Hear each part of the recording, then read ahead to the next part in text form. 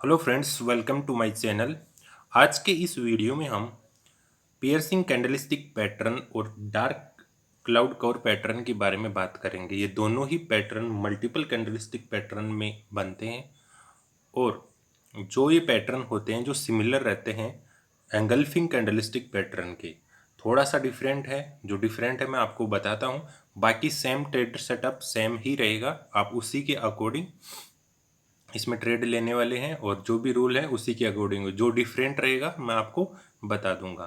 तो अगर आपने वो वीडियो नहीं देखा है तो आप प्लेलिस्ट में जाके कैंडलस्टिक पैटर्न के नाम से प्लेलिस्ट है, तो वहाँ पे जाके वो वीडियो देख सकते हैं। यदि आप चैनल पर नए हैं तो हमारे चैनल को सब्सक्राइब करें, साथ ही बेल आइकन को प्रेस करें ताकि आगे आने वाले वीडियो आप तक सबसे जल्दी पहुंच सके। चलो हम बात करते हैं पियर्सिंग कैंडलस्टिक पैटर्न के बारे में। तो पियर्सिंग कैंडलस्टिक पैटर्न भी दो प्रकार की कैंडल से मिलकर बना हुआ होता है, और जो पहली वाली कैंडल होती है वो बेरिश कैंडल होती है और दूसरी वाली जो कैंडल होती है वो बुलिश कैंडल होती है। तो ये सिमिलर किसके होगा? बुलिश एंगल्फिंग पैटर्न के सिमिलर होगा। इसमें डिफरेंट इतना ही है कि जो उसमें जो बुलिश एंगल्फिंग पैटर्न में जो ग्रीन वाली कैंडल थी इस रेड वाली कैंडल को पूरा का पूरा ढके हुई रहती थी, लेकिन बस इसमें जो ग्रीन वाली कैंडल रेड कैंडल को पार्शियली ढकी हुई रहती है, यानी आंशिक रूप से इसको ये ढकी हुई रहती है। कितना ढका हुआ रहना चाहिए ये भी इसमें एक कंडीशन है। यहाँ पे देख रहे हो कि पार्शली ये इसको ढकी हुई रहती है। कितना ढका रहना चाहिए? या तो 50% ढकी हुई रहनी चाहिए। अगर 50% से कम ढकी हुई है तो ये फिर पैटर्न पियर्सिंग पैटर्न नहीं बोला जाएगा। ये और दूसरी बात, ये 100 से यानी 100% से भी कम होना चाहिए। तो अगर ये 100% और 50% इन दोनों के बीच की रेंज में है, इसको ढका हुआ है इस वाली कैंडल को, तो ये पियर्सिंग पैटर्न बोला जाएगा। ध्यान में रखने वाली बात यह है कि पियर्सिंग पैटर्न कहाँ पे बनता है। जैसे आपने बुलिश एंगल्फिंग पैटर्न बनता है वैसे ही ये भी एक बहुत तेज़ी गिरावट के बाद में ये एक पैटर्न बनता हुआ नज़र आता है। इसमें भी दो कैंडल होती है, ये P1 हो गया और ये P2 कैंडल हो गई। अगर इसमें आप कैलकुलेशन निकालोगे कि 50% एंड 100% कैसे देखते हैं, तो उसके लिए सिंपल सा है। हमारे पास में जो OHLC का डाटा चाहिए होगा, तो जो OHLC का डाटा मैंने आपको पहले वीडियो में भी अच्छे से एक्सप्लेन किया था। टेक्निकल एनालिसिस में जो OHLC का डाटा बहुत ही इम्पोर्टेंट होता है। तो O का मतलब ओपन, H का मतलब हाई यानी दिन में कितना हाई दिया, L का मतलब ये रहता है कि दिन में कितना लो दिया, और C का मतलब ये रहता है कि कहाँ पे ये शेयर अभी बंद हुआ दिन में। तो ये इसका OHLC डाटा हो गया। अब रेड कैंडल यानी जो P1 कैंडल है, जैसे कि आप एग्जांपल में देख पा रहे हो, यहाँ पे जैसे इसका ओपन और क्लोज उन दोनों का डिफरेंट 10 रुपए का रहता है। तो जो P2 वाली कैंडल है, तो P2 का डिफरेंट क्या रहना चाहिए? P2 का डिफरेंट 5 या फिर 10 से कम होना चाहिए। क्यों? क्योंकि ये यहाँ 5 रहेगा तो ये यहाँ तक यानी 50% रहेगी ये इसकी, ये कंपेयर कर रहा है इससे, ये 50% रहेगी। और 10 यानी 10 से कम रहेगा तो ये 100% से कम रहेगी। तो पियर्सिंग पैटर्न में हमने यही सीखा था कि या तो 50% रहे या फिर 100% से कम रहे। तो इन दोनों की रेंज में बीच में कहीं पे भी रह सकता है। 60%, 70%, 80%, कुछ भी दोनों के बीच की रेंज में रह सकता है। लेकिन अगर ये 100% के इक्वल भी हो गया तो भी है ये पियर्सिंग पैटर्न नहीं बोला जाएगा। और 50% से अगर कम रह गया, जैसे 49% ही है, तो भी हम इसको पियर्सिंग पैटर्न नहीं बोलते। एक बात आपको यह भी ध्यान में रखने वाली बात है कि अगर ये चार्ट के बीच में कहाँ पे बनता है, यानी चार्ट के बीच में बनता है, तो इसका कुछ वजूद नहीं रहता, क्योंकि ऐसे वाले पैटर्न आपको देखने को मिलते रहते हैं चार्ट के बीच में। ये परफेक्ट तभी रहता है जब बहुत लंबी तेज़ी गिरावट के बाद में ये पैटर्न बने। और ये भी पैटर्न हमें एक अप ट्रेंड को दर्शाता है, यानी अभी बिकवाली ख़त्म हो जाती है और अभी खरीदारी होना चालू होगी। तो ये अप डायरेक्शन को दिखाता है। ये बात आप याद रखने वाली बात है। अब चार्ट में देखते हैं। जैसे कि आप चार्ट में देख पा रहे हो, एक गोले में एक पियर्सिंग कैंडलस्टिक पैटर्न बनता हुआ नजर आ रहा है। पहली बात हमने क्या बोली थी, एक डाउन ट्रेंड में बनना चाहिए, यानी बहुत ज़्यादा गिरावट के बाद में। तो बहुत ज़्यादा गिरावट है, उसके बाद में ये बना है, तो पहली बात यहाँ पे लागू होती है। दूसरी बात ये रहती है कि जो P1 कैंडल है और जो P2 कैंडल है, तो P2 कैंडल P1 कैंडल को या तो 50% ढकी हुई रहनी चाहिए या फिर बिलो 100% उसको ढकी हुई रहनी चाहिए। तो ये बात भी यहाँ पे लागू हो रहा है, जैसा कि आप चार्ट में देख रहे हो। इसके बाद में अगर रिस्क लेने वाला कहाँ पे ट्रेड करता है और रिस्क से बचने वाला कहाँ पे ट्रेड करता है, similar to bullish engulfing candlestick pattern के ही समान रहते हैं। जैसे कि अब आपको यहाँ पे बताता हूँ, जो रिस्क लेने वाला बंदा होता है, P2 कैंडल बन गई और उसको कंफर्मेशन हो गया कि ये एक पियर्सिंग कैंडलस्टिक पैटर्न बन गया है, तो जो इसके हाई रहता है, यानी जहाँ पे इसने क्लोज दिया है वहाँ पे ये शेयर को बाई कर लेगा 3:20 के बाद में। और जो रिस्क से बचने वाला होता है, जो P2 कैंडल बन जाती है उसके नेक्स्ट दिन, यानी इस वाली कैंडल पे जब कंफर्म कर लेता है कि शेयर में अभी बाइंग चालू हो गई है, तो ये 3:20 के बाद में उसके P2 के नेक्स्ट दिन यहाँ पे ये बाई कर लेगा। दूसरी बात यहाँ पे ये रहती है कि आप स्टॉप लॉस कहाँ पे लगाने वाले हो।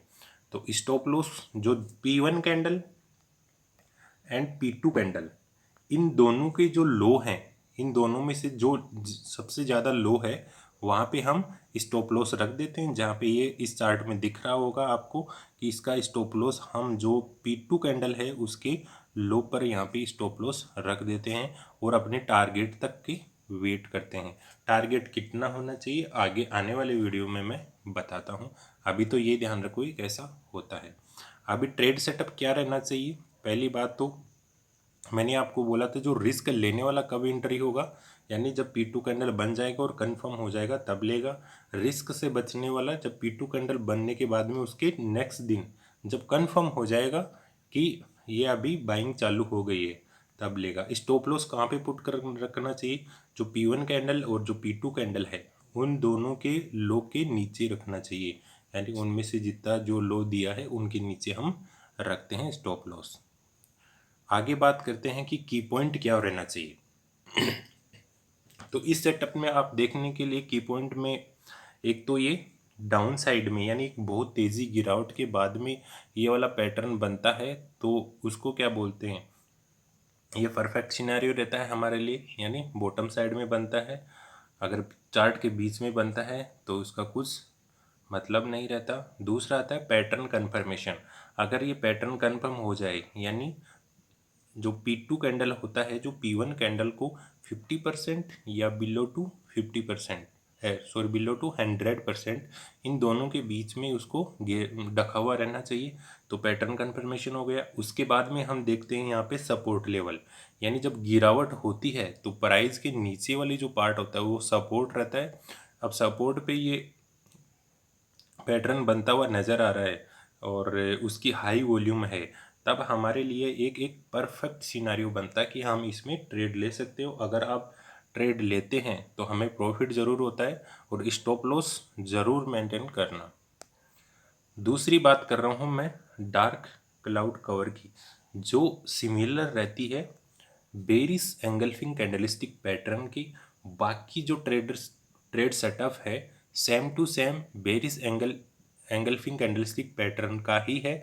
इसमें भी यही है कि जो P2 कैंडल होती है जो P1 कैंडल को 50% और 100% की रेंज में ही उसको ढकती है, यानी इससे ज़्यादा नहीं ढकती, यानी 50% और 100% के बीच में।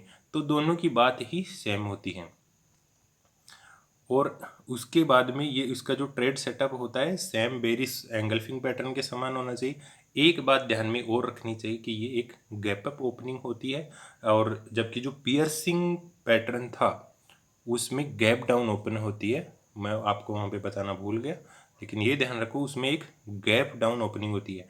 ये गैप अप ओपन होती है। गैप अप का मतलब कैसा होता है, जैसे कि आप चार्ट में देख रहे हो कि फर्स्ट दिन जो P1 कैंडल बनी है उसने यहाँ पे अपना क्लोजिंग दिया, और जब दूसरे दिन जो बनने वाली कैंडल है, तो जब ये ओपनिंग, वो रेड कलर की कैंडल जब ये ओपनिंग होती है तो यहाँ पे ओपनिंग होती है, तो यहाँ पे ये ओपन होती है, तो ओपन होना और क्लोज होना ये दोनों, ये डिफरेंट आ रहा है, तो उसको क्या बोलते हैं, गैप अप। यानी जो प्राइस, करंट मार्केट प्राइस मान लो 10 रुपये चल रही है और उसने आज क्लोजिंग 10 रुपये पे ही दिया है, दूसरे दिन मान लो कि ये अभी 11 रुपये पे ओपन हो रहा है डायरेक्ट, यानी 10 रुपये और 11 रुपये के बीच में कोई भी ट्रेडिंग नहीं हुई, डायरेक्ट ये 11 रुपये पे ओपन हो रहा है, और उसके बाद में उसने हाई बनाता है और हाई के बाद में ये नीचे एक रेड कलर की कैंडल बना देता है, तो इस वाले को बोलते हैं कि ये गैप अप ओपन होना। और गैप डाउन का मतलब भी ऐसा ही होता है कि जैसे 10 रुपये पे ये आज इसने क्लोजिंग दी है, और उसके बाद में जब नेक्स्ट डे, दूसरे दिन जैसे 8 रुपये पे ओपन होता है, तो 8 रुपये पे ओपन होना यानी 10 रुपये से लेके और 8 रुपये के बीच में कोई भी ट्रेडिंग नहीं हुई है, तो ये 2 रुपये का डिफरेंट है, तो डायरेक्ट नीचे से ओपन हुआ है, यानी इसको बोलते हैं हम गैप डाउन। तो gap up and gap down का मतलब भी आपको समझ में आ गया होगा। फिर भी आगे आने वाली वीडियो में दोनों सेपरेट सेपरेट मैं आपको एक्सप्लेन करता हूँ। अभी के लिए बस डार्क क्लाउड कवर सीख रहे हैं, तो dark cloud cover similar to bearish engulfing candlestick pattern है, और डिफरेंट इतना ही है कि इसमें 50% और 100%, बिलो टू 100%, ये P1 कैंडल P2 को ढकी हुई रहनी चाहिए, और बेरिस एंगल्फिंग पैटर्न में तो आपको पता ही है कि पूरा का पूरा ढकी हुई रहती है।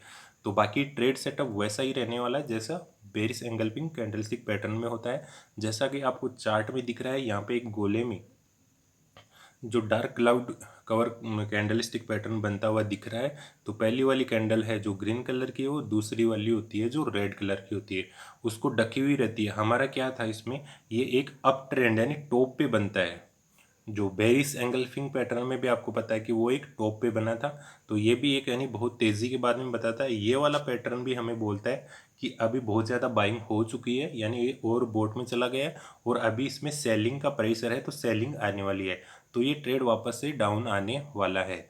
तो हम यहाँ पे क्या करते हैं, जहाँ से मान ली कि आपने यहाँ पे पोजीशन बनाया है, तो ये पोजीशन आप इस पैटर्न को देख के एग्जिट भी कर सकते हो, यानी अपना प्रॉफिट बुकिंग कर सकते हो, या फिर आप इसमें शॉर्ट सेलिंग करना चाहते हो तो फिर इसमें अपने शॉर्ट सेलिंग की पोजीशन बना सकते हो। तो शॉर्ट सेलिंग की भी पोजीशन, जो रिस्क लेने वाला और रिस्क से बचने वाला, दोनों कैसे लेंगे। जो रिस्क से जो रिस्क लेने वाला होता है वो यहाँ पे क्या करेगा, शॉर्ट सेलिंग, यानी ये P2 कैंडल देख लिया 3:20 के बाद में इसको कंफर्म हो गया कि डार्क क्लाउड कर्व बन रहा है, तो उसके बाद में ये इसमें शॉर्ट सेलिंग की पोजीशन बना लेता है। रिस्क से बचने वाला क्या करेगा, ये P2 कैंडल बन गई, उसके नेक्स्ट दिन देखेगा कि ये कैंडल बन रही है, तो ये कैंडल कंफर्म हो गया कि आज भी शेयर में अभी सेलिंग चालू हो गई है, तो इस ये वाली कैंडल पे ये क्या करेगा, एक शॉर्ट सेलिंग बना लेगा। तो सेम टू सेम जो बियरिस एंगल्फिंग कैंडलस्टिक पैटर्न में समझे थे वैसा ही यहाँ पे है, ट्रेड सेटअप बाकी वही है। स्टॉप लॉस कहाँ होगा, जो P1 एंड जो P2 कैंडल है उसके हाई पे, जितना हाई दिया है वहाँ पे ये स्टॉप लॉस हम पुट करके चलेंगे, और स्टॉप लॉस हमेशा रख के चलो, तभी आपको प्रॉफिट होगा, और मार्केट में तभी आप आगे के लिए पैसे बचा कर रख सकते हो। तो चलते हैं इसकी परफेक्ट सिनारियो कैसा रहता है। आपको पहली बात ये ध्यान में रखनी चाहिए कि ये हमेशा एक टॉप साइड में, जब शेयर बहुत तेज़ी के साथ में बढ़ता है और उसके बाद में ऐसी वाली कैंडल आपको बनती हुई नज़र आती हैं, यानी ऐसी वाली कैंडल आपको बनती हुई नज़र आती हैं, तो ये एक परफेक्ट सिनारियो रहता है। तो अगर बीच में बनेगा, कहीं पे भी मान लो यहाँ पे बनता है, तो इसका डार्क क्लाउड कवर का इसका कुछ वजूद नहीं रहता, और ये देख के हम यहाँ पे ट्रेड नहीं लेते। कंफर्मेशन के लिए ये देखो कि ये कितनी बड़ी तेज़ी रही है, और उसके बाद में ये पैटर्न बनता हुआ नज़र आ रहा है। अगर बहुत बड़ी तेज़ी के बाद में ये पैटर्न बन रहा है तो ही आप परफेक्ट सिनारियो मान के चलना, अदरवाइज उसको अवॉइड कर सकते हो। दूसरी बात हम सीखेंगे इसमें, ये पार्सली उसको 50 या 100, बिलो टू 100% उसको ढका हुआ रहता है, यानी पार्सली रूप से। फिर तीसरी बात इसमें ये रहता है कि ये एक रेजिस्टेंस लेवल पे रहता है। रेजिस्टेंस लेवल कहाँ रहता है, कि अपनी जो करंट मार्केट प्राइस रहता है उसके ऊपर का जो लेवल रहता है उसको हम रेजिस्टेंस लेवल बोलते हैं। आगे आने वाले वीडियो में हम अच्छे से उसको भी समझ सकते हैं। चौथी बात इसमें यह रहती है कि एक हाई वॉल्यूम भी रहना चाहिए और ये ट्रेड की डायरेक्शन को डाउन साइड में बताता है, जैसे कि आपने बेरिश एंगल्फिंग पैटर्न में समझा था। स्टॉप लॉस हम हाई लगाते हैं, हाई पे जो P1 candle and P2 candle है उसके हाई पे हम स्टॉप लॉस पुट करके चलेंगे और ये इसमें ट्रेड ले लेंगे। और बाकी आप जो वीडियो नहीं देखे हैं तो आप प्लेलिस्ट में जाना और यहाँ पे कैंडल स्टिक पैटर्न के नाम से प्लेलिस्ट है, वहाँ पे जाके ये आप अच्छे से समझ सकते हो, आपको समझ में आएगी। फिर भी अगर कुछ डाउट रहता है तो आप कमेंट कर सकते हो, ताकि आगे आने वाले वीडियो में मैं उसका एक्सप्लेन कर सकता हूँ। इसमें जो इम्पोर्टेंट बात है कि इसकी जो ट्रैपिंग होती है, तो ट्रैपिंग से कैसे बचना चाहिए। कि होता है कि पैटर्न बनता है फिर भी आप ट्रैपिंग में आ जाती हो कि आपने ट्रेड लिया और उसके बाद में आपको लॉस भी हो गया। तो उस ट्रैपिंग से बचने के लिए, यानी अग्रेसिव हमें ट्रेडिंग करने से बचने के लिए हम क्या देखेंगे, जो बनने वाली जो कैंडल होती है वो बहुत लंबी कैंडल नहीं होना चाहिए, यानी अबाउट टू 10% से ज़्यादा कैंडल नहीं होना चाहिए। अगर ये 10% से जैसे 11%, 12%, 15% जो भी बन रही है उससे 10% से ज़्यादा बड़ी कैंडल बन गई तो आप इसमें ट्रेड नहीं करोगे। या फिर स्मॉल कैंडल यानी जो बनने वाली जो कैंडल होती है अगर वो 1% से नीचे बन रही है, जैसे 0.90% ऐसे बन रही है, तो उसमें भी आप ट्रेड नहीं लोगे। तो ये एक ट्रेपिंग का रहता है। दूसरा क्या है, बात में ध्यान में रखने वाली बात है कि इसमें जो एंगल्फिंग होता है वो अगर बिलो टू 50% रही, अगर 50% से कम एंगल्फिंग रहा कैंडल को, जैसे 45%, 49% भी रहा, तो भी आप इस ट्रेपिंग से बच सकते हो। या फिर इक्वल टू 100%, यानी इक्वल टू 100% भी उसको एंगल्फिंग करता हुआ नज़र आता है तो भी आप उसको अवॉइड करके चल सकते हो। एंगल्फिंग हमेशा 50% और 100%, बिलो टू 100%, ये बात आपको ध्यान रखना है।